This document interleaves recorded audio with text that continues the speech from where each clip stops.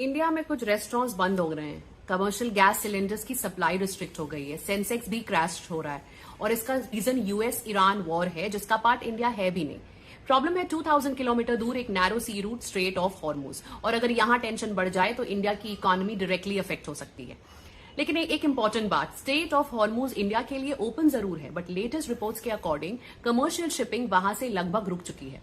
कुछ एस्टिमेट्स के according tanker traffic 97% तक गिर चुका है और एनर्जी मार्केट्स में सिर्फ रिस्क भी प्राइसेस बढ़ा देता है।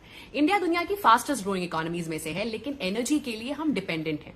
With 90% crude oil, 45 to 50% LNG, 5 to 60% LPG imports, और इनका एक बड़ा पोर्शन मिडिल ईस्ट से आता है। So the problem is India के ऑयल और गैस इंपोर्ट्स का सिग्निफिकेंट हिस्सा स्ट्रेट ऑफ हॉर्मुज रूट से गुजरता है।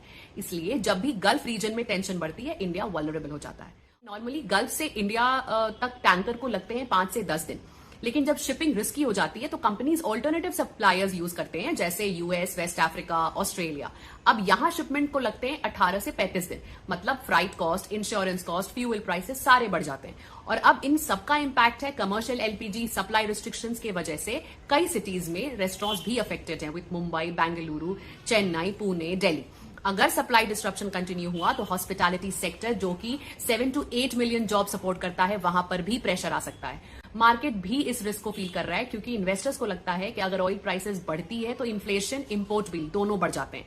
और अगर स्ट्रेट ऑफ हॉर्मुज में डिस्ट्रप्शन लंबे टाइम तक रहा तो ये सिर्फ इंडिया के लिए ही नहीं बल्कि पूरी ग्लोबल इकोनॉमी के लिए एक शॉक हो सकता है। Follow for more such geopolitical updates.